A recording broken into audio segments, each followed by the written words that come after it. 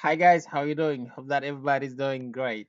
It's your brother Gumba Jao and welcome back to another lesson. Guys, ñu ngi leen nuyu di leen ziare seen mbokk la Gumba Jao ci apprendre langue en wolof yéen dalalaat seen beneen bi di English jàng angale ci wolof jox leen ci tolloog ci 20 verses ay kàddu ci anglais voilà waaye itam di leen ko tekkil faram-fàcceel ci wolof. Ok, donc gannaaw loolu gars yi bala ñoo commencé di leen annoncé rek comme ñi nga xam ne dañoo bëgg a jàng angale ci wolof.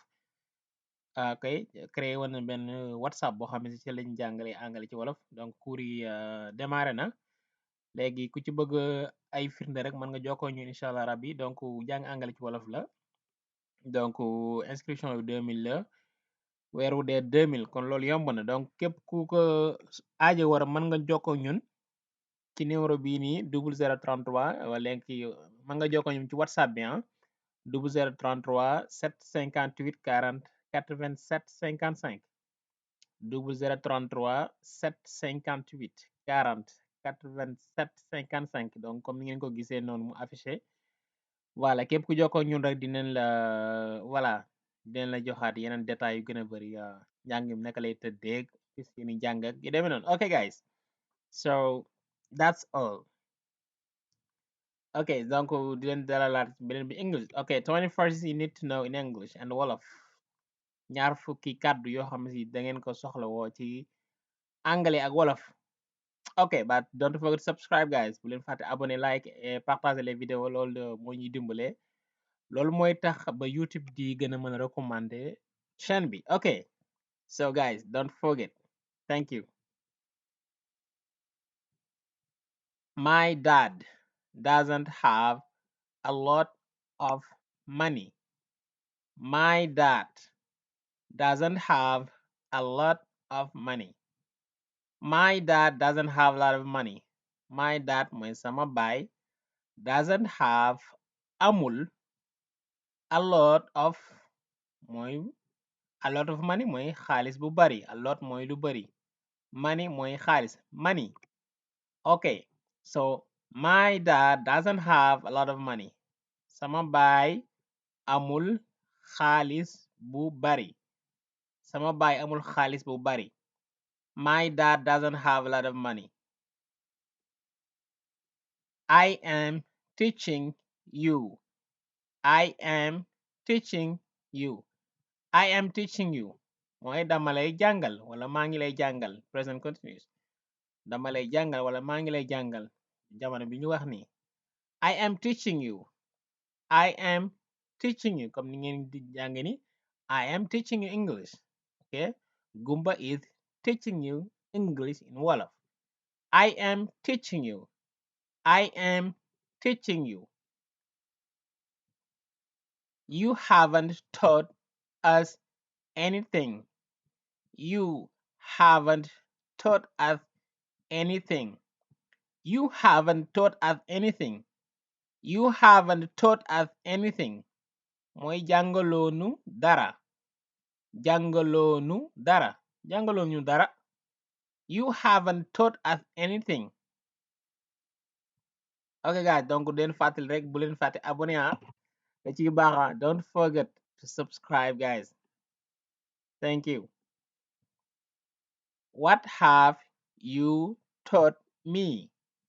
What have you taught me? What have you taught me? Mooy lan nga ma jàngal. Lan nga ma jàngal. Loo ma jàngal. What have you taught me? Donc kon bu leen xoolee temps bi mi ngi present perfect. Verbe bi mu ngi jógee ci taught bu leen xoolee mooy participe passé wala prétérit bi mu ngi jóge verbe to teach. Ok, donc ñu conjugué ko present perfect mu jox ñu what mooy lan.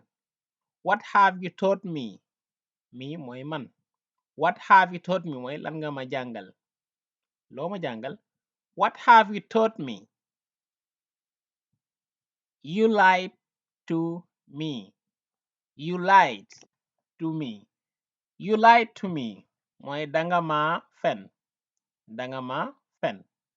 Danga ma fen. You lied to me mooy day jóge ci verbe to lie mooy fen mentir. You lied to me. Danga ma fen. You have not kept your word. You have not kept your word. You have not kept your word. Mooy sàmmoo sa kàddu. mooy ñu waxante benn mbir bu pare nga sàmmoo ko daal. teniroo sa promesse. You have not kept your word. Sàmmoo sa kàddu. Your word mooy sa kàddu. You have not kept sàmmuloo mu ngi jël verbe to keep. To keep one's word. You have not kept your word. He has never talked to me. He has never talked to me. He has never talked to me. Mooy mësuta wax ak man. Moom ku góor ki bu dee jigéen nga naan she. Ok. Mësuta wax ak man. Mësuta wax ak man. He has never talked to me. Ok. Talk bu leen kenn du wax talk it. Kenn du wax talk it comme ni nga koy gaay ni nga koy faral di dawale liire non talked talked. Ok. Donc L bi K bi kenn du ko liiraale. Talked. Talk. Maanaam kenn du wax tool ku daal mais talk verbe to talk. You have never talked to me. He has never talked to me. What are you smiling? What are you smiling? What are you smiling? Mooy lan ngay muuñ. Lan ngay muuñ looy muuñ. Looy muuñ lan ngay muuñ daal. ñu jóg verbe to smile. Sourire. What are you smiling? What are you smiling? Lan ngay muuñ looy muuñ. What are you laughing at? What are you laughing at? To laugh at mooy reetaan wala moke de. Ok. What are you laughing at? Lan ngay reetaan. Looy ree. What are you laughing at? What are you laughing at? I will pay you nothing. I will pay you nothing. I will pay you nothing. Mooy duma la fay dara. Duma la fay dara. Dara laal dut fay. I will pay you nothing. Ba tey man nga ne I won't pay you anything. Ok donc ñaari wax ni yëpp lu neexee. Soit nga tëggee ko I will pay you nothing wala I won't pay you anything. Okay, so I will pay you nothing. Duma la fay dara. I will pay you nothing. Take it or leave it.